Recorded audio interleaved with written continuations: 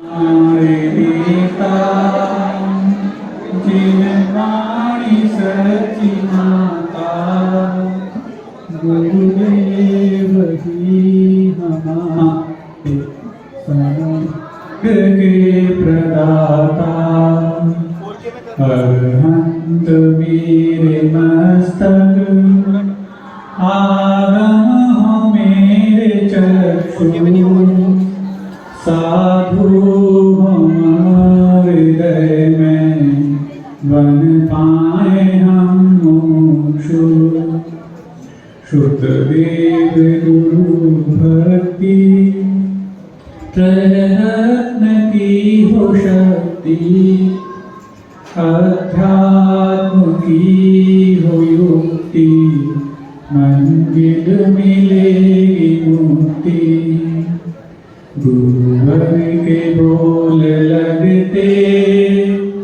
जो कुंद कुंद वाणी लख गुण की वीर चर्या तेरे लाखों भव्य प्राणी कर्तव्य निष्ठ जीवन उपकारी होए तन मन श्रद्धा सहित हो चिंतन बने कर्म मुक्त चेतन साधर्मी सब हमारे बचपन हो या जवानी मिल जाए एक रंग में पैर में मिले जो पानी पापों का जो तांडव पहले वनों में कायर जब धर्म की हो बेला पहले हम उजागर संपत्ति जब निकट हो बन जाऊं मैं विनय वीर विपदाएं आवे सम्मुख छोड़ूं कभी न मैं भी जब तन में उपजे व्याधि न मन में होवे आदि न चाहूं कुछ उपाधि गुरु पद में हो समाधि।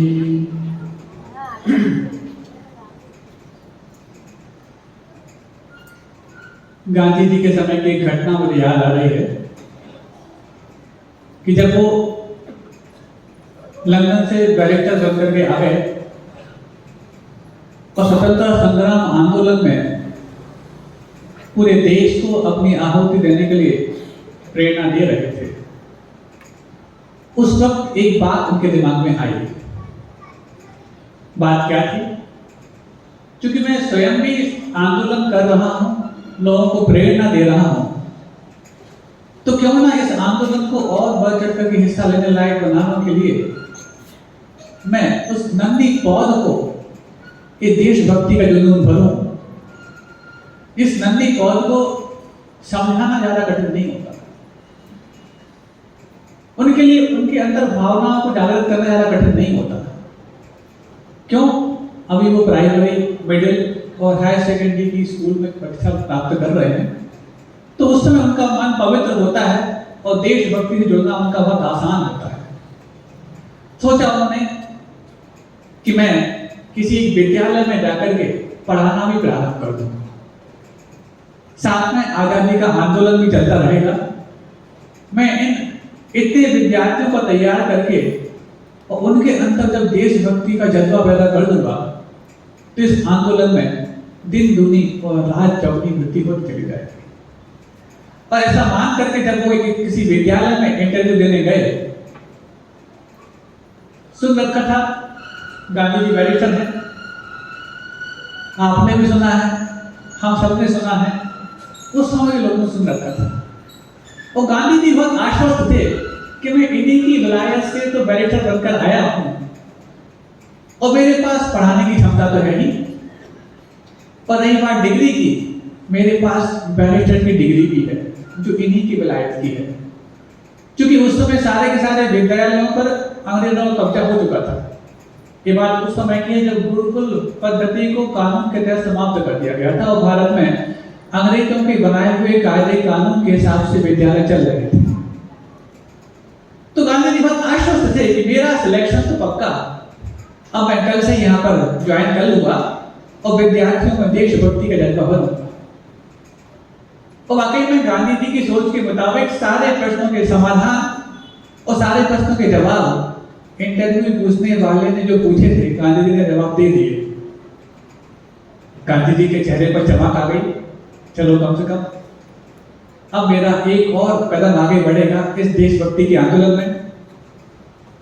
लेकिन जब सारी फॉर्मेलिटीज पूरी की जा रही थी तो अंतिम फॉर्मेलिटी थी डिग्री बताने की। तो गांधी जी को पूछा गया आप अपने डॉक्यूमेंट्स फाइल कर दीजिए। तो गांधी जी बहुत प्रसन्न कि इंटरव्यू के सारे प्रश्नों का जवाब तो मैं दे ही चुका हूं, और रही बात डॉक्यूमेंट्स की तो मेरे पास डॉक्यूमेंट तो कोई भारत के किसी विद्यालय, महाविद्यालय या यूनिवर्सिटी के नहीं, इन्हीं के विलायत की बैरिस्टर की डिग्री पाकर में आया। और जब डिग्री गांधी जी ने लिखा दी और रख दी, गांधी जी सुनने को मजबूर हैं कि शायद वो कहने वाले हैं ओके यू विल पास। तो फिर गांधी जी को जो सुनने को मिला उसको सुन करके आप लोग भी हतप्रभ हो जाएंगे।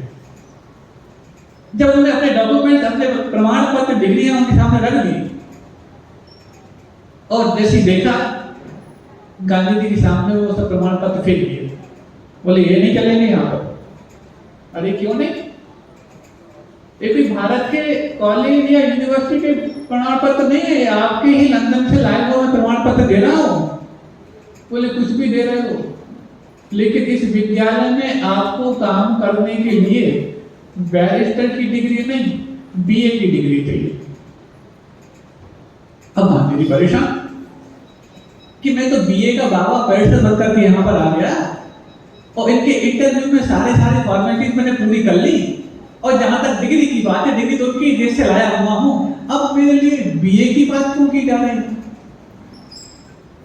गांधी जी समझ गए ये इनका षड्यंत्र है, ये साजिश है। हम अपने मनमाफिक किसी भी व्यक्ति को विद्यालय में नियुक्त कर पाए, इसलिए इन्होंने अलग अलग जगहों पर अलग अलग डिग्रियां चाहिए है, ऐसा इन्हें साजिश बना के रखी हुई है। जबकि इससे भी बड़ी डिग्री मेरे पास है और काबिलियत भी मेरे पास है, उसके बावजूद भी मेरे लिए रिजेक्ट कर रहे हैं। और बंधु आपको जान करके हैरानी होगी, उस वक्त तक ब्रिटेन में भी डिग्री के आधार पर किसी की योग्यता का आकलन नहीं होता। एक डिग्री की प्रथा और पद्धति सिर्फ भारत में अपने मनमाफिक लोगों को हम विभिन्न विशेष पदों पर नियुक्त कर पाए इसलिए लाई गई। गांधी समझ गए ये साजिश है, और इस साजिश के तहत तो कोई भी योग्य व्यक्ति किसी विशेष पद पर आ ही नहीं पाएगा, और खासतौर से भारतीय व्यक्ति, क्योंकि ये अलग अलग डिग्रियां मांगेंगे, जो उसके हाथ में होगी उसको रिजेक्ट कर देंगे और जो उसके पास नहीं होगी उसकी मांग रखेंगे। तो फिर बात ये आई कि पहले पता तो लगाया जाए कि ब्रिटेन में यह प्रथा चलती क्यों चलती। तो ब्रिटेन में सारे सरकारी नियुक्तियों पर जब भर्ती होती थी तो उसकी योग्यता का मूल्यांकन होता था, तब तक जब तक कि गांधी जी का प्रसंग सुना रहा हूं तब तक। और जब गांधी जी को जब पता लगा तो धीरे धीरे करके कहीं ऐसा ना हो कि ये प्रथा हमने सिर्फ भारत के लिए बनाई है, शुरुआत की गई थी उसके बहुत सालों बाद ब्रिटेन में भी डिग्री के आधार पर सरकारी पदों को भर देंगे। अब आपसे पूछना चाहता हूं मैं, क्या आपके वो 3 घंटे का मूल्यांकन आपके 1 साल में पढ़े हुए पूरी विद्या का सही आकलन कर सकता है? उन 3 घंटे के दरमियान किसी का स्वास्थ्य खराब हो जाए, तबीयत बिगड़ जाए, एब्सेंट हो जाए या कुछ और घटना घट जाए, तो क्या वो व्यक्ति अयोग्य है? और जिस व्यक्ति को शिवानी 20 सीरीज 20 क्वेश्चन पढ़कर के वो सारे तुक्के लगा करके वो प्रश्नों को हल करना आ जाए, तो क्या वो व्यक्ति योग्य है? आज बीटेक एमटेक में 90% मार्क्स लाने वाले रात भर में पढ़ करके और 90% मार्क्स ले आते हैं। क्या उस रात को कोई देव आकर के कोई शक्ति उनके अंदर पैदा कर देता है? जिस बच्चे ने पूरे साल भर नहीं पढ़ा, उस सेमेस्टर के पूरे 6 महीने नहीं पढ़ा, ऐसा रात में कौन सा कारनामा वो कर डालता है कि जब सुबह परीक्षा में उत्तर लिखता है तो सारे के सारे प्रश्न उससे बन जाते हैं और वो 90, 95, 99, 99.99 आज 0.1 क्यों कम कर रहे हो? 100% मार्क्स लाने लायक। क्या 3 घंटे का मूल्यांकन आपकी योग्यता का सही मूल्यांकन है?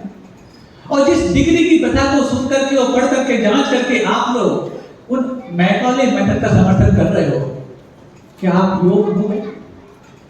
इसलिए मुझे कहना पड़ता है कोई भी फेलियर आपको सिर्फ मार्क्स छीन सकती है एक्सपीरियंस में, और कोई भी सक्सेस आपको सिर्फ मार्क्स दे सकती है एक्सपीरियंस में। जबकि बोलते आप ही लोग हो practice and experience makes him perfect, यानी कि अभ्यास और अनुभव किसी भी व्यक्ति को किसी भी विधा में निष्णात बनाता है, ना कि ये अंक और अभ्यास। अंक तो आप जुगाड़ के भी ला सकते हो, लेकिन अनुभव कब से ला सकते हो? अनुभव कभी भी जुगाड़ से नहीं मिलता, वो तो अपने आप को जमीन पे गाड़ने से मिलता है। और जब अपने आप को उस अंधेरे में काल कबलित होने के लिए भी तैयार रखना पड़ता है, तब जाकर अनुभव आता है। क्योंकि अच्छे निर्णय अनुभवों से आते हैं, मानते हैं, लेकिन अनुभव कई बार गलत निर्णयों से आता है। लेकिन अनुभव को पाने के लिए गलत निर्णय ले लिए जाए आवश्यक नहीं। दूसरों के लिए गए गलत निर्णय और अभी तक जो मैंने लिए हैं निर्णय, उनसे भी काफी कुछ हम अनुभव ठीक ठाक कर सकते हैं और निर्णय सही कर सकते हैं। तो गांधी जी को वाली बात समझ में आ गई कि ये षड्यंत्र इस भारत को कंगाल बना के छोड़ेगा, और आप लोग अपने बच्चों के 100 मार्क्स, कल हमने कहा था इस विषय में मैं बात करूंगा, पिछले 10-15 सालों से एक बेशकीमती परिवर्तन पूरी शिक्षा पद्धति में आ चुका है। शिक्षा पद्धति में आया कि नहीं मालूम, मुझे नहीं मालूम, लेकिन आपके बच्चों की हुनर में आ चुका है। आज से 15 साल पहले जो बच्चे 70%, 75% में मेरिट में आ जाते थे, आज वो बच्चे, उनसे भी गए बीते बच्चे 100 मार्क्स लाने लायक बन गए। लगता है सर बॉर्नवीटा, हॉर्लिक्स और भी बहुत सारे आप टॉनिक्स देते हो तो उनकी दिमाग को तरोताजा करता। उसको खा पी करके आपके बच्चे इतने मेधावी बन गए, इतने योग्य बन गए कि उनके लिए अब 1 पॉइंट कटवाना भी नसीब नहीं होगा, मुनासिब नहीं होगा। क्यों हो गया आखिरकार? यदि आपके बच्चे इतने होनहार हो गए हैं, उनकी हुनर बढ़ गई है, तब तो कोई बात नहीं है, वेलकमेबल बात है। और यदि इसके पीछे कुछ दूसरा रहस्य है तो बहुत गंभीर बात है। ये 15 सालों में ऐसा क्यों किया गया और इसको करने के पीछे क्या नया षड्यंत्र है, आपको ज्ञात है? क्यों आखिरकार किया जाता है ऐसा? आपके बच्चों के मार्क्स कटते क्यों नहीं है? और आप भी जब अपने बच्चों के साथ होमवर्क कराने में बैठ जाते हैं तो आप भी अपेक्षा क्यों करने लग जाते हैं कि बेटा जो बाजू वाला गोलू है ना, उसके मार्क्स पिछले यूनिट टेस्ट में 100 आए थे, लेकिन तेरे मार्क्स 99.5 आए थे। ये आधा मार्क क्यों कट गया? कहीं मेरे आधा घंटे तेरे साथ जुट करके पढ़ाने में कमी नहीं रह गई? ऐसा आप कहने लगे उस बच्चे से।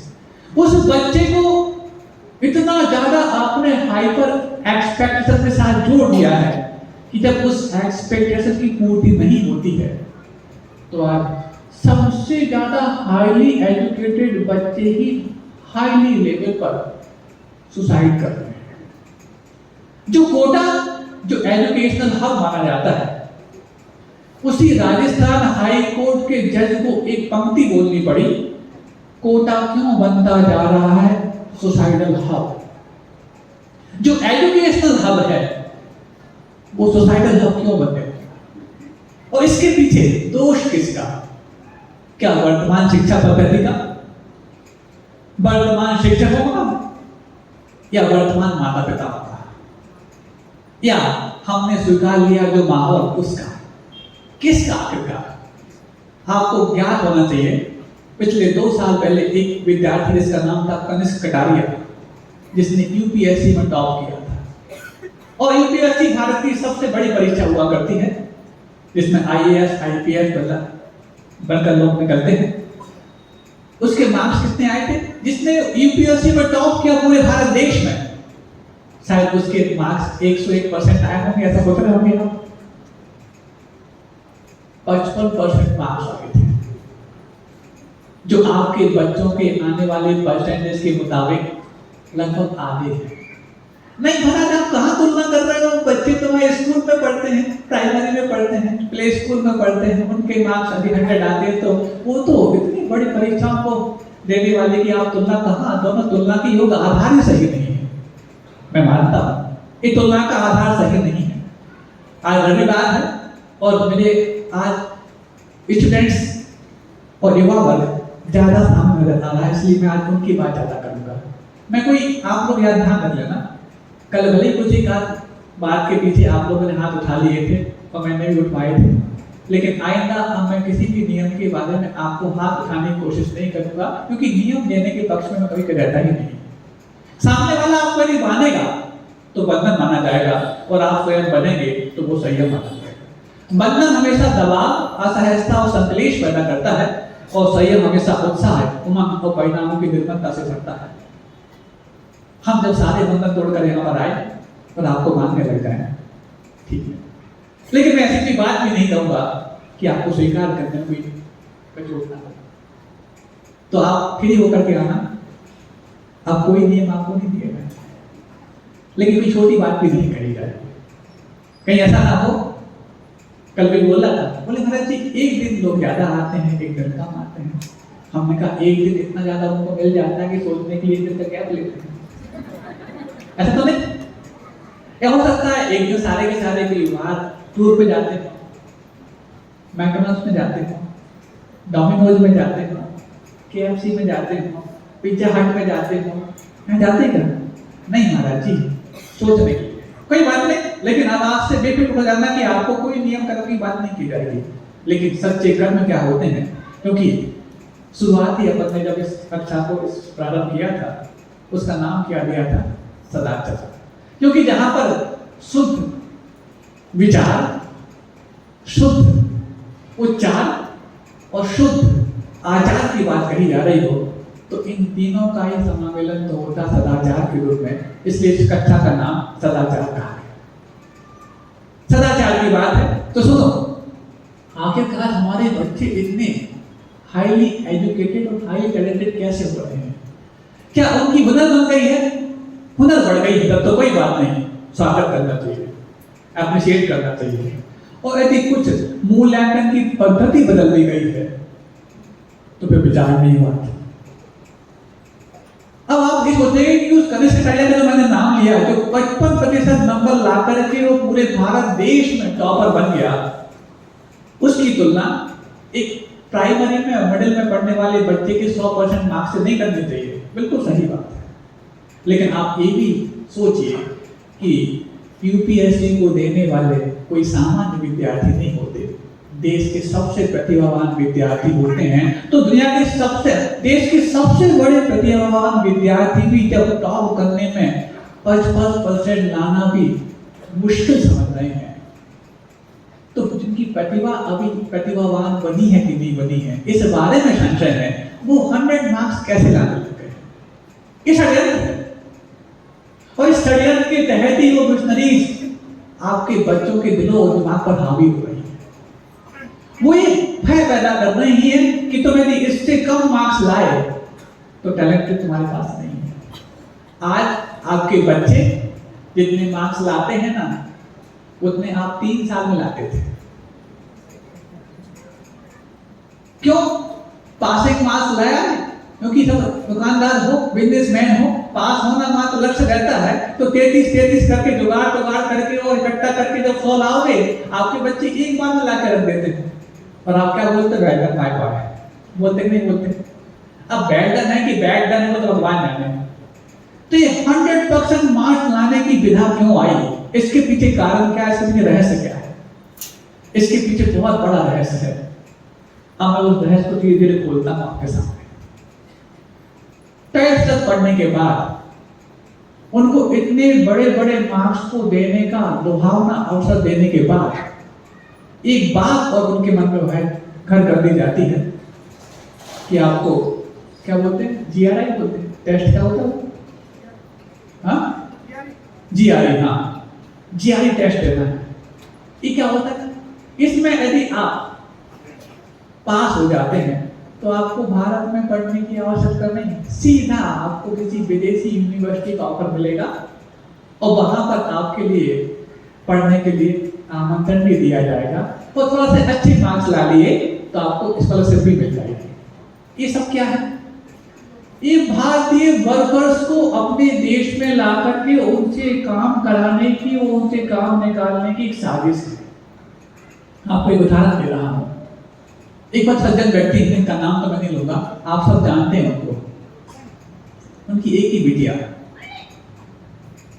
और गुरुदेव के बहुत बड़े भक्त हैं वो, एक ही बिटिया है।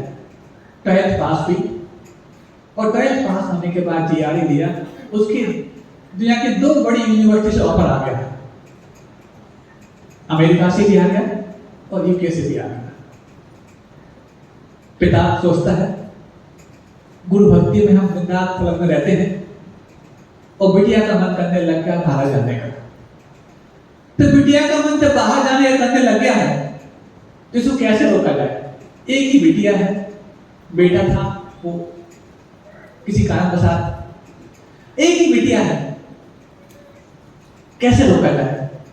तो उसने कहा बेटा, मैं भारत की बड़ी बड़ी यूनिवर्सिटीज उसमें भी जैसे भी बन सकेगा, साम दाम दंड भेद सब कुछ अपना करके मैं तेरे लिए वहां दाखिला करा दूंगा, बस तू ये जिद छोड़ दे कि तेरे लिए बाहर जाना है। नहीं पापा, यहाँ वो पढ़ने को मिलता ही नहीं जो मैं 12th में पढ़ चुकी। बेटा ऐसा नहीं है, हम भी यहीं पढ़ लेकर के इतने बड़े पद पर आए हैं, वो भी एक अच्छे डॉक्टर है, चलो नाम खोल दिया, हम भी पढ़ करके इतने बड़े पद पर आए हैं।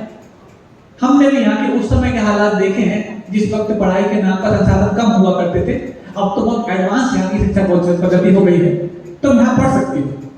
नहीं पापा, अब वो सोचो अपनी बिटिया को भारत में रोकने के लिए कितनी मशक्कत करते हैं। बोले कोई बात नहीं, तू नहीं मानती ना, ट्राई कर ले, जो भारत की सबसे अच्छी यूनिवर्सिटी, सबसे अच्छे कॉलेज है उसमें दाखिला 1 महीने के लिए लेके देख, और लगे कि तेरे लिए वहां पर कुछ मिल रहा है तेरे लेवल का, तब तो रुकना, नहीं तो फिर देखेंगे। और पापा की बात इतनी तो उसने मान ली, इतने संस्कार तो उसके पास थे, और श्री राम कॉलेज दिल्ली में उसका एडमिशन करा दिया। तबकि जहां वो रहते हैं वहां पर भी इससे बड़े बड़े कॉलेज हैं, लेकिन फिर भी अब घर से ही बाहर जाना तो भारत में रह ले कम से कम, तो श्री राम कॉलेज में उसका एडमिशन करा दिया। 1 महीने पढ़ी, फाइन आर्ट में वो ग्रेजुएशन करना चाह रही थी, और 1 महीने जो पढ़ी उसने अपने वो टैलेंट के माध्यम से वहां के वातावरण को इतना विचलित कर दिया कि वो स्वयं बोलने लग गए, कौन, वहां का मैनेजमेंट, कि आपकी बिटिया हमारे कॉलेज में पढ़ने लायक नहीं। अचानक 11th और 12th तक पढ़ते पढ़ते सबसे पहले वो सिखा दिया जाता है जो आपको आपके भारत के कॉलेज में पढ़ते वक्त पहले साल में उससे भी कम मिलने वाला है। इस साजिश है, और इस साजिश के तहत प्रतिभाओं का पलायन कराया जा रहा है भारत से विदेशों में। अब क्या करें? पिता है, दिल पर पत्थर रख करके पहले अमेरिका, फिर उसके बाद यूके, उसके बाद जहां जहां से, अब एक बार यदि ऑफर आने की घड़ी लगती है तो फिर ऑफर आने कम नहीं होते, आते जाते हैं, सब जगह कराया, और मन मार करके दिल पे पत्थर रख करके अपनी बिटिया का एडमिशन अमेरिका की विश्वविद्यालय में कराया। इस षड्यंत्र है, इस षड्यंत्र के पीछे आपके 100 में से 100 बच्चों के मार्क्स आने चाहिए, इसकी शुरुआत यहाँ से होती है, और फिर पलायन कराया जाता है। और पलायन इस तरीके से कराया जाता है कि आप सुनकर के हैरान हो। एक दृष्टांत मैं आपको दे रहा हूं। एक होनहार नौजवान जो MCA किया हुआ था। सुन रहे हो आप लोग? समझ में आ रही बात? बहुत अच्छा सुनना। एक होनहार नौजवान जो MCA किया हुआ था और पुणे की एक अच्छी MNC में काम करता था, अच्छा पैकेज पा करके, अचानक उसके दिमाग में ख्याल आया कि मैं अपनी प्रतिभा का यहाँ पर क्या उपयोग कर पा रहा हूँ। बहुत मुश्किल बात है, दुर्लभ बात होती है कि कोई यदि अच्छा पैकेज पा रहा हो किसी मल्टीनेशनल कंपनी में और अचानक उसके मन में ख्याल आ जाए कि मैं यहाँ पर इस कंपनी में काम करके अपनी टैलेंट का क्या उपयोग कर पा रहा हूँ। तो जॉब छोड़ करके अपने घर वापस पहुंच जाता है। उदयपुर का था वो लड़का, सत्य घटना है। वापस पहुंच जाता है, उसकी शादी की उम्र है, जॉब छोड़ दी, माता पिता परेशान, पता नहीं इसको कौन सा जादू कर दिया, किसने कर दिया। अच्छा भला अपना पैकेज छोड़ करके वो घर लौट कर आ गया और जिद लगाए हुए है कि मुझे अपनी प्रतिभा का सही उपयोग करना है। तो क्या करेगा? फिर वो गृहस्थी नहीं बचा देगा, नहीं बसानी है। यदि व्रत लेकर के वो आचार्य के पास जाना तो फिर भी ठीक है, कोई बात नहीं, छोड़ दी जॉब तो छोड़। शायद आप ये समझते हो जिनको कुछ नहीं मिलता वो साधु बन जाते हैं। अरे जिनको सब कुछ मिलने में कुछ नहीं मिलता वो साधु बनते हैं। तो वहां जाता अपने घर पर, अब वो तय करता है, मां परेशान, पिता परेशान, बहन परेशान, क्या किसने झाड़ू लगा तो नहीं कर दिया, कुछ यहां वहां के उपाय लेकिन पता नहीं। अब वो जाके देखता क्या है, आसपास का जो आदिवासी इलाका है उदयपुर के आसपास, वहां जाकर के अपनी प्रतिभा का प्रयोग करने का मानस उसने बनाया। और क्या बनाया कि वहां आसपास आदिवासी बच्चों को वो पढ़ाएगा। ठीक है, एक किसी गांव में गया, वहां के सरपंच को बोला कि यहाँ जितने भी बच्चे हैं उन सबको मैं पढ़ाऊंगा, निःशुल्क पढ़ाऊंगा। ठीक है, सरपंच ने सारे बच्चों को इकट्ठा कर दिया और जैसे ही इकट्ठा किया, बच्चे 1 दिन हुए, 2 दिन हुए, 3 दिन हुए, उसके पढ़ाने का ढंग बहुत अच्छा था। और पढ़ते पढ़ते उसको लगा, जिसका नाम बता दूं मैं, रोहित नाम है उसका, उसको लगा कि शायद मैं इनको मौखिक अच्छा नहीं पढ़ा पाऊंगा, कुछ लिखने के लिए भी ब्लैक बोर्ड वगैरह चाहिए। तो बच्चों से कहता है, बोले बच्चों क्या एक ब्लैक बोर्ड मिलेगा? अब बच्चों ने कभी ब्लैक और बोर्ड का कोई नाम सुना ही नहीं था। बोले ये क्या होता है? बोले ऐसा कुछ जिसमें लिख करके आपको पढ़ा सके। बोले हाँ समझ गए। और बच्चे गए, 1 घंटे के भीतर उसने लकड़ी को फर्निश किया और व्यवस्थित करके और तार से कस करके लाके और आके टांग दिया। बोले ये काम? बोले कर दिया। किसने किया? हम लोगों ने। अब ये रोहित सोचता है कि मैं तो यहाँ पर प्रतिभा का दान करने आया था, यहाँ पर तो इन बच्चों में नेचुरल प्रतिभा पहले से ही विद्यमान है। अब वो सर्च करता है कि ये लोग क्या करते हैं, क्या खाते हैं, क्या पीते हैं और क्या ओढ़ते पहनते हैं। अब उसकी प्रतिभा की सोच अलग दिशा में चली गई। पढ़ाने के साथ साथ अब उसने खोज करना प्रारंभ कर दिया और रिसर्च करनी प्रारंभ कर दी कि मैं तो यहाँ पर प्रतिभा को देने आया हूँ, उनके पास तो ऑलरेडी प्रतिभा है। तब तो 1 घंटे की भीतर ब्लैक बोर्ड बना तैयार कर दिया। अब जब उसने देखा ये क्या खाते, क्या पीते, क्या करते, तो जान करके हैरान हो गया कि यहाँ पर वो खाया पिया जाता है जो दुनिया में देखने तक को नहीं मिलता। वो अनाज, वो तरकारी, वो सब्जी, वो फल उनके पास हैं जो हमारे जैसे शहरों में रहने वालों को नसीब नहीं होते। और ऐसे लुप्त प्राय बीज जो विदेशी कंपनियों ने आपके दिमाग में भ्रम फैला करके और भारत से गायब कर दिए कि इनमें कोई भी न्यूट्रिशंस नहीं है, कोई भी पोषक तत्व नहीं है, और आपने निकाल के बाहर कर दिया। और जब उस रोहित ने सर्च किया कि वो आदिवासी लोग आज उन बीजों को बचा के रखे हैं और खा करके अपनी प्रतिभा को बिना किसी पढ़े लिखे व्यक्ति से पढ़ करके बढ़ाने में लगे हुए हैं, तो फिर उसने अपने पूरे फ्यूचर की और करियर की दिशा ही बदल दी। अब उसने उन सारे बीजों को बचा करके और बीजों को पुनरुत्थान करने में अपना पूरा जीवन खपा दिया। मां परेशान, शादी की उम्र है, जॉब छोड़ दी, प्रतिभा का उपयोग करने गया था, वहां से भी भाग करके पता नहीं ये खेती बाड़ी में लग गया। क्या होगा, कौन अपनी बेटी उससे ब्याहेगा, होता क्या नहीं होता। अक्सर तो आप किसी की बेटी को ब्याहने के लिए अथवा अपनी बेटी को कहीं अच्छी तरह ब्याहने के लिए ही इन डिग्रियों का प्रलोभन आपके अंदर आता है। और यदि ये प्रलोभन आपसे छूट जाए ना, तो फिर संस्कारवान बच्चा और संस्कारवान आपकी बेटी दोनों आपको मिल सकते हैं। तो बस शुरू किया उसने, वो लुप्त प्राय बीजों को बचाने की कोशिश की, और जब उनके न्यूट्रिशंस को किसी लेबोरेटरी में टेस्ट कराने की बात आई तो आप हैरान होंगे। दुनिया में जो कुछ भी अनाज, दाल, दलहन तिलहन जो भी खाया जाता है उनमें कुछ नहीं बचा, और जो ये लोग खा रहे थे उसमें सर्वश्रेष्ठ पोषक तत्व विद्यमान है। उसने एक काम शुरू किया, वो भी ऑर्गेनिक फार्मिंग के माध्यम से। सुन रहे हो आप लोग? मैं आज बहुत अच्छी अलग से बात कर रहा हूँ, इसके बाद एक बहुत अच्छा टॉपिक लाने वाला हूँ। समय तो भाग ही रहा है, लेकिन आप लोग नहीं भाग सकते। कैसे भागे महाराज? आप बोलते ही ऐसा है कि समय तो भाग जाता है और हम बैठ जाते हैं, लेकिन थमना नहीं, आपको बढ़ना है।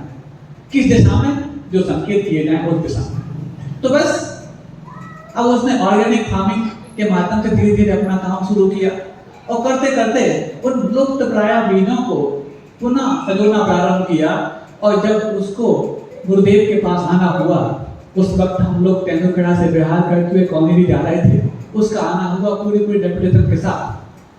तो बोला महाराज तीसरी बार आए हैं गुरुदेव के दर्शन करने के लिए 3 सालों में, आज कम से कम गुरुदेव से चर्चा हो जाए। तुमने पूछा ऐसी कौन सी बात है? कई लोग आते हैं, दर्शन तो आपको मिल गए बिहार में। नहीं महाराज, चर्चा करनी है, हम पुणे से पूरे इतने सारे लोग आए टीम को लेकर के, क्या चर्चा करनी है? तो पहले हम नहीं समझा, हमने कहा गुरुजी का ज्यादा समझ आ रहा है ना, करना है लोग पहले अपन समझ लेते।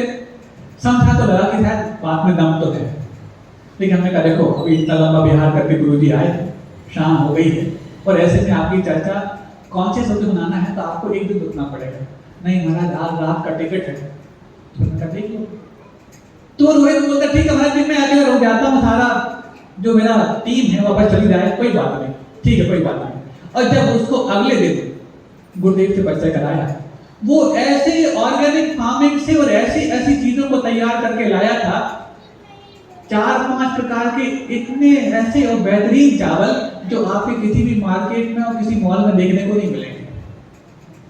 जो लालिमा को लिए हुए तो देखने में ऐसा लगता है कि शायद ये बिल्कुल भी आज मिट्टी में से उखाड़ करके लाए हैं, लेकिन उसमें मिट्टी नाम मात्र भी नहीं, लेकिन उसमें बेशकीमती पोषक तत्व बेहतरीन प्रकार के।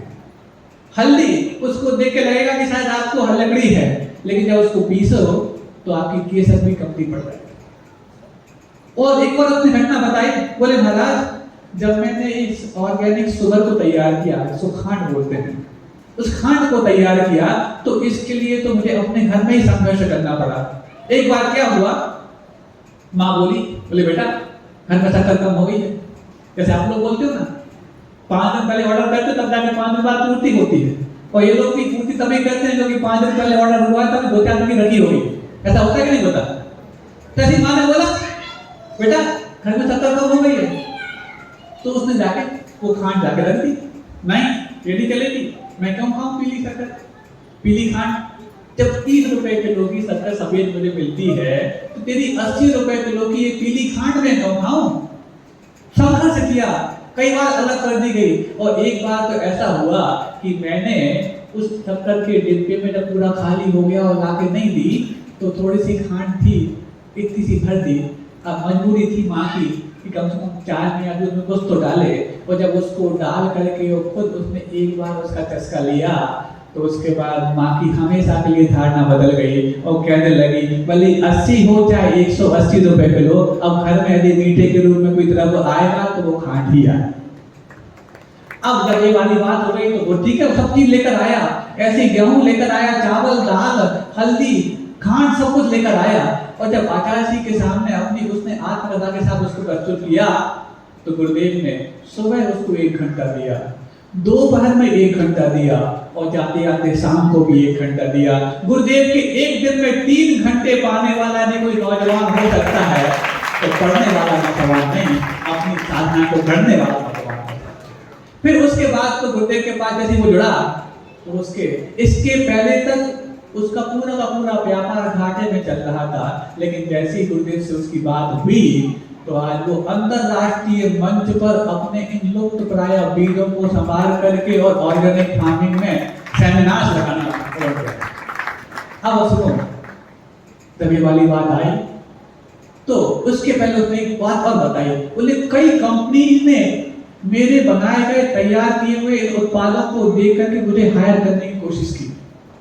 इवन कई और धर्म गुरुओं ने मेरे लिए ये सब कुछ काम करने के लिए खुद के पास ला करके बड़ा पैकेज का लुभावना अवसर भी दिया, लेकिन मैंने उसको ठुकरा दिया क्योंकि मुझे अभी सिद्धांतों से समझौता करना होता। तो फिर मैंने एमसीए करने के बाद जो मैं जॉब कर रहा था वो कौन सी बुरी बात थी, तो मैंने अपने सिद्धांतों से तब समझौता नहीं किया, तो अब मैं करूं, क्यों करूं। 3 साल की उसको गुरुदेव के पास आने की जो मेहनत भली लगी, लेकिन जब तीसरे साल उसकी मेहनत साकार हुई तो आज उसका अंतरराष्ट्रीय स्तर पर नाम विख्यात हो गया। इसको बोलते हैं प्रतिभा का सही मूल्यांकन। इसको और एक और सुनो, फिर उसके बाद उसकी शादी भी हुई। ऐसा नहीं कि जो उसने जॉब छोड़ दी और एक काम में लग गया हो तो उसकी शादी नहीं होती है। उसकी शादी हुई, वो उसी के समान विचारों वाली एक जैन युवती थी, उसकी शादी हुई, दोनों उस काम में लग गए। उनका जब बच्चा हुआ, उसके बाद जब वो आए, 2.5 साल का बच्चा है, तो 2.5 साल के बच्चे को जब लेकर वो आए थे कुंडलपुर में, इसके पहले तो उन्होंने कहा, बोले महाराज मैं इस बच्चे को कभी भी स्कूल नहीं भेजूंगा। स्वयं एमसीए किया हुआ है, लेकिन बोल दिया कि मैं अपने बच्चे को कभी भी स्कूल नहीं भेजूंगा, क्योंकि स्कूल में वो सिखाया ही नहीं जाता है जो जीवनोपयोगी होता है। और जब उसने ये कहा, बोले महाराज इस बच्चे का उम्र भले 2.5 साल का है, लेकिन किसी भी खेत के बाहर से निकाल दो, खेत में मात्र अंकुर भी फूटे हों तो ये बता देगा कि ये किस बीज का। और आप लोग के घरों में दालों के डिब्बे रखे रहते हैं 4-5 प्रकार के, और आप ये कहते हैं पीली दाल और ये काली दाल, ये मोटी दाल और ये छोटी दाल, आपके दालों के नाम। अरे जिनको अपने घर गृहस्थी में आने वाली चीजों के नाम नहीं मालूम, वो जीवन में दूसरों के और भगवान के नाम की क्या याद रखेगा। अरे जिनको अपनी भूख प्यास पहचानना नहीं आती, वो दूसरों की भूख प्यास क्या मिटाएगा। एक और उदाहरण सुनो, एक आईआईटीएन, इसका नाम मनीष जैन, पुणे में जॉब करता था। उसने भी जॉब छोड़ी, उसका बेटा 7th स्टैंडर्ड में था, तब उसने ठान लिया मैं किसी, आपको ये नहीं कहने जा रहा हूं कि आपने बच्चों को स्कूल मत भेजो या स्कूल से निकाल लो, लेकिन ये उदाहरण आपकी उस इंग्लिश माध्यम जो आपके माथे पे चढ़ा हुआ है उसको सोचने के लिए मजबूर करने वाले उदाहरण है। तो स्वयं आईआईटीएन है जिसने दिल्ली आईआईटी से बीटेक किया हो और अच्छा लुभावना पैकेज पाता हो, उसके बाद उसने जॉब छोड़ने के बाद अपने बच्चे को 7वीं क्लास पढ़ाने के बाद स्कूल से निकाल लिया, यही कहते हुए कि स्कूल में वो सिखाया ही नहीं जाता जो काम आ सकता है। और फिर उसने उस बच्चे को जो भी सीखने लायक सुविधाएं होती हैं अपने घर पर ही मुहैया कराई। और आपको ये सुनकर के बहुत बड़ी हैरानी होगी कि वो जब 9th स्टैंडर्ड का हुआ होगा, मतलब 2 साल जब वो घर में रह करके किसी भी स्कूल में नहीं पढ़ा और घर में रह करके उसने वो अपने स्वयं के अनुभवों प्रयोगों के माध्यम से विद्या अध्ययन की, तो जब दिल्ली के प्रगति मैदान में सारी स्कूली बच्चों की एग्जीबिशन प्रदर्शनी लगी, तो सारे स्कूली बच्चों जो स्कूल में पढ़ते हैं उनकी प्रदर्शनी में फर्स्ट प्राइज उस बच्चे को मिला जो 2 साल पहले स्कूल छोड़ गया। यही बच्चा मनीष का बच्चा। और जब उससे पूछा गया कि इस बच्चे में टैलेंट किस स्कूल में पढ़ने के कारण आया, तो उसने कहा इसको स्कूल से निकालने के बाद। और इसमें मेरा कोई योगदान नहीं है, मैंने सिर्फ और सिर्फ पढ़ने के लिए जो आवश्यक चीजें हैं वो मुहैया कराई हैं, बाकी इसको स्वयं पढ़ लिया। आप सोच सकते हो ऐसा? नहीं सोच सकते।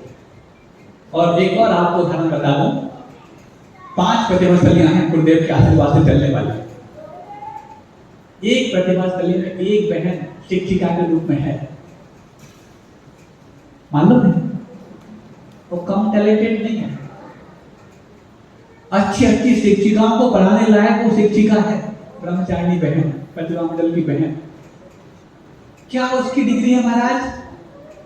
उसकी डिग्री ये है कि उसके माता पिता ने कभी उसको स्कूल भी नहीं भेजा। अब जो स्कूल कभी ना गई हो तो पक्का है कॉलेज तो जा ही नहीं सकती, और जो कॉलेज ना गई हो तो यूनिवर्सिटी में दाखिला तो असंभव है। फिर वो आपके बच्चों को कैसे पढ़ा सकती है? अरे आपको लगता है कि डिग्रीधारी ही आपके बच्चों को पढ़ाते हैं, वो तो बिना डिग्री होकर के पढ़ा रही है। आपकी महाराष्ट्र की ही है, जबलपुर प्रतिभास्थली की हो सकती है। उसके माता पिता ने कभी अपने उस बच्चे, एक ही बिटिया थी, बोले जब एक ही मेरी पूंजी है तो इस पूंजी को मैं अपने घर से बाहर क्यों भेजूं? मैं इसके लिए दिन रात एक करके इसको यहीं पर शिक्षा, हुनर, प्रतिभा सब कुछ दूंगा, और ऐसी प्रतिभा दी कि अच्छे प्रतिभावान वालों के लिए भी पढ़ाने के लिए वो आवश्यक होगी। हमें लगता है कि स्कूल और कॉलेज में नहीं पढ़ाया गया तो वो अनपढ़ गंवार बन जाएंगे। अरे स्कूल और कॉलेज में पढ़ाने के बाद कितने गंवारे बनने की कमी आई है, एक बात देख के तो देख, बहुत सारी बातें। अब एक अंतिम बात, कई लोग यहाँ पर सीए करने वाले भी होंगे। मैं 5 मिनट में आपको सीए कैसे बनना है उस तथ्य देना चाहता हूँ। हो सकता है आगे आने वाले दिनों में सीए, एमबीए, यूपीएससी आपको कैसे निकालनी है वो आपको बताऊं, लेकिन आज मैं क्योंकि समय कम बचा हुआ, 5-6 मिनट बचे हुए, 5-6 मिनट में आपको सीए आपको कैसे निकालना है और जिस तरीके से मैं बताता रहता हूँ उस तरीके से करने के बाद, आज एक बच्चा अभी चला गया, मुंबई से आया हुआ था, जिसने पहले अटेम्प्ट में अपने सारे ग्रुप्स निकाले, अभी 22 साल का भी नहीं पूरा हो पाया है, उसकी इंटर्नशिप भी पूरी नहीं हो पाई है और सीए कंप्लीट कर लिया है, आज ही आया। कैसे करना है? जबकि उसके स्वयं के पिता सीए हैं, उसके बावजूद भी उसने तरीका सीखा सीए बनने का एक साधु से। आप यदि सीए करना चाहते, कर रहे हो, अथवा आपके कोई रिश्तेदार या परिवार में कोई सीए कर रहा हो, उस तक ये वाली बात आप पहुंचा सकते हैं। पहली बात तो सीए करते वक्त आप जो कोचिंग लगाते हैं, उस कोचिंग में सबसे पहले आपको स्टडी मटेरियल की बात नहीं सिखाई जाती। यदि आप सीए कर रहे हैं, चाहे वो इंटर्न कर रहे हो, फाउंडेशन में हो अथवा फाइनल में हो, कहीं पर भी हो, जो बच्चे यहाँ पर बैठे सुन लें, और यदि नहीं आए सीए वाले तो आप उनको बता दें जो आपके घर में सीए कर रहे हैं। सबसे पहले आप स्टडी मटेरियल को प्रीफर करें, बजाय कि जो आपको कोचिंग में अनसॉल्व मॉड्यूल्स बताए जाते हैं, और वो उसको बता करके इसलिए आपको उनमें अटकाए रखते हैं क्योंकि आप जो कंपेयर करते हैं ना कि ये सर अच्छे हैं, ये सर अच्छे नहीं हैं, तो उस कंपैरिजन से बचने के लिए अक्सर वो उन्हीं चीजों को बार बार बताने का प्रयास करते हैं जिसमें वो स्किल्ड होते हैं। लेकिन आप पिछले 5 साल 10 सालों के अनसॉल्व उठा के देख लो सीए वालों के, जिसमें एक भी क्वेश्चन रिपीट हुआ हो तो आप स्टडी मटेरियल जो हर बार आपको अमेंडमेंट होकर के आता है उसको आप ज्यादा गौर फरमाइए बजाय कि अनसॉल्व मॉड्यूल से। दूसरा, जो भी आप P&L और बैलेंस शीट तैयार करते हैं, हो सकता है सब लोगों की वाली बात समझ में नहीं आएगी, लेकिन जिनके लायक है वो तो समझ लें उसको। जो भी आप बैलेंस शीट और P&L तैयार करते हैं, कई बार आपका मेथड ठीक होता है, आपका आंसर ठीक होता है, लेकिन कई बार आपके मार्क्स आधे रह जाते हैं। और अक्सर सीए देने वाले बच्चे ये समझते हैं कि शायद सीए की टैगिंग ऐसी होती है कि कोई बास्केटबॉल की बास्केट होती होगी, उसमें बंडल बना करके हमारी कॉपी फेंकती जाती होगी, चली गई तो पास कर दिया, बाहर गई तो फेल कर दिया। ऐसा कुछ नहीं होता। सब उनका सर्टेन पॉलिसीज के अकॉर्डिंग होता है, क्योंकि उनको हर साल अपना रिजल्ट कंट्रोल करना पड़ता है। लाखों बच्चे हर साल सीए में बैठते हैं, लेकिन उनको मात्र हजारों को निकालना पड़ता है। तो कैसे कंट्रोल किया जाए, तो उनकी अलग अलग नीतियां तैयार होती हैं और वो नीतियां हर बार बदलती भी रहती हैं, चेक कैसे किया जाए। तो नीतियां कैसे बदलती मैं आपको बता रहा हूं। तो आप कई बार आपकी बैलेंस शीट और जो P&L है उसके मेथड ठीक है, आंसर ठीक है, फिर मार्क्स आधे क्यों हैं? क्योंकि उसमें आधे मार्क्स तो सिर्फ इसके रखे जाते हैं कि वो जो एंट्रीज आपको भरनी है वो किस सीक्वेंस में भरनी है। तो वो सीक्वेंस आपको हर बार जो स्टडी मटेरियल अमेंडमेंट होके आता है उसमें देखने को मिलेगा। तीसरा, जो वर्किंग नोट्स आप तैयार करते हैं, जिसको आप फुट नोट्स बोलते हैं, पहले वर्किंग नोट्स पीछे लिखते थे, अब तो बाजू में लिखना कंपल्सरी हो गया है। लेकिन बाजू में लिखना कंपल्सरी होते हुए भी आप उतना ही शो करते जितना आप उचित समझते हैं। बहुत कुछ अपने दिमाग में सॉल्व कर लेते हैं और थोड़ा बहुत वहां शो कर देते हैं, फिर क्या होता है, आपका मेथड ठीक, आंसर ठीक, लेकिन मार्क्स आधे।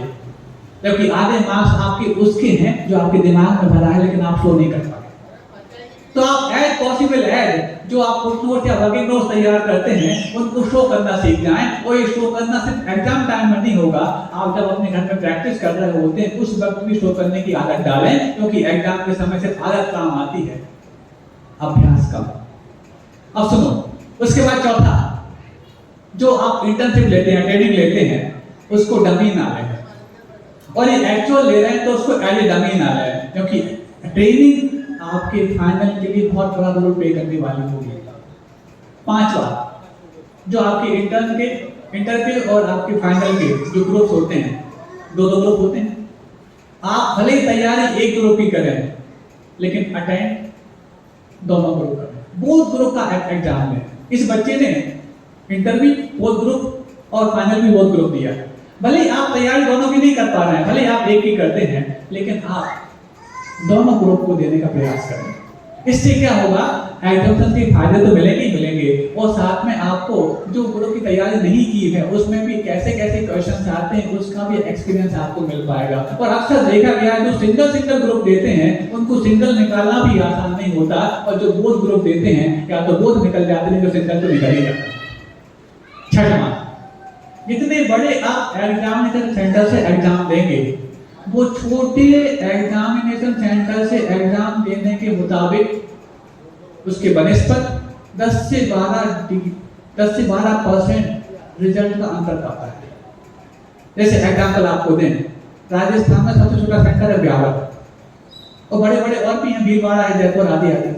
तो जो ब्यावर से एग्जाम देते हैं, जहाँ पर से 300 बच्चे एग्जाम दे पाते हैं, और बड़े बड़े सेंटर से बहुत सारे देते हैं, तो ब्यावर में जो रिजल्ट का परसेंटेज आता है वो ज्यादा आता है बजाय की भूमि। हालांकि ये मायने बात तब ज्यादा रखती थी जब कॉपी को कोडिफाई नहीं किया जाता था। अब तो कॉपी को कोडिंग किया जाता है कि कौन से सेंटर से कौन सी कॉपी आई है पता नहीं लगता, लेकिन फिर भी आज ये मानता उसका उतना ही बना हुआ है। और साथ में जिस पर्टिकुलर सब्जेक्ट में आप वीक होते हैं उसके लिए क्रैश कोर्स करते कि नहीं करते? करते कि नहीं करते? चाहे सीए वाले हो तो दूसरे हो, करते कि नहीं करते? कब करते? बिफोर एग्जाम की आफ्टर एग्जाम? बिफोर एग्जाम ना। तो यदि आप बहुत सारे सब्जेक्ट होते हैं आपके लोग बोलते हैं such as so many elements just like hard work, focus, vision, attitude, thinking, confidence and luck। तो लक भी आपके एक सब्जेक्ट का हिस्सा है कि नहीं? जब सारे आप पुरुषार्थ कर चुके होते हैं और एग्जाम दे चुके होते हैं, अब आप मन्नतें मानते हैं भगवान के सामने, प्रार्थना भगवान सब ठीक हो जाए, महाराज जी आशीर्वाद दे दो। किसको दे दो? आपको। आप तो एग्जाम दे आए हैं, आपको दूं कि उस एग्जामिनर को दूं जिसकी बुद्धि ठीक ठाक चल जाए? अब वो कंफ्यूज हो जाता है किसको दिलवाऊं, क्योंकि खुद को दिलवाऊं तो मतलब भी वो तो दे चुका है एग्जाम, महाराज उसको ही दे दो, तो उसको दे तो वो नमोस्तु दे दो, वो नमोस्तु करता नहीं उसको आशीर्वाद कैसे देते हो? वो तुम नमोस्तु करती हो, आशीर्वाद का फायदा होगा नहीं तो क्या करूं? तो लक भी आपके पुण्य, भाग्य, किस्मत जिसको आप बोलते हैं, वो भी आपके सब्जेक्ट का हिस्सा है ना। यदि आप इसमें स्ट्रॉन्ग है तो कोई बात नहीं, और यदि आपको लगता है कि इसमें पता नहीं मैं स्ट्रॉन्ग हूं या वीक हूं, तो इसमें भी आपको क्रैश कोर्स करना पड़ेगा। कब? बिफोर एग्जाम के आफ्टर एग्जाम। तो इसको भी अपने सब्जेक्ट का हिस्सा मान करके आप साइमल्टेनियसली अपने सब्जेक्ट के साथ तैयार कीजिए। वो कैसे तैयार होता है? पुण्य को तैयार करना हर व्यक्ति को आता है, लेकिन पुण्य की हानि से बचना भी उतना अनिवार्य है। और पुण्य की हानि किन किन चीजों से हो रही है ये अपन कल बताएंगे। आज समय पूरा हो गया है। अहिंसा परमो धर्म की, बोधि समाधि पर। और एक चीज और सुन लो, इस तरीके से यदि आप तैयार करते हैं, और जिन लोगों ने इस तरीके से तैयार किया है, सीए का एग्जाम फेस किया है, पहले अटेम्प्ट में उन्होंने अपने ग्रुप्स निकाले हैं, और ऐसे कई सारे एग्जाम्पल हमारे सामने हैं। और आपको एग्जाम्पल नहीं, आपको एक अच्छी बता दूं, इस तरीके को जब मैंने जो एग्जामिनेशन कमेटी है उनके सदस्य जब यहाँ पर आए थे, उनके सामने जब ये वाली बात रखी तो वो भी ताज्जुब में थे। महाराज जी बिल्कुल सही बात आपने कही, इसी तरीके की गलतियां बच्चे करते हैं, इसलिए सीए बनने में उनको 10-10, 15-15 साल लग जाते हैं। और इस तरीके से यदि जो आपने बताया करने लग जाएं तो पहला अटेम्प्ट उनके लिए सफलता के लिए कारण बन जाएगा। अहिंसा परमो धर्म की, बोधि समाधि परिणाम शुद्धि, साधनों उपलब्धि शिव सिद्धि, चिंतामणि चिंतित वस्तु दाने, कामन मानस समानास्तु।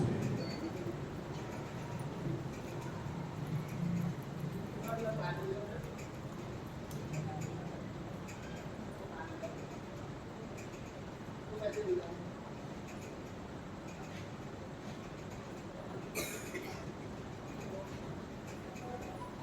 अच्छा, एक प्रश्न कल आया था, सैकरीन कैसे बनती है एक चीज, और दूसरा ये क्या था,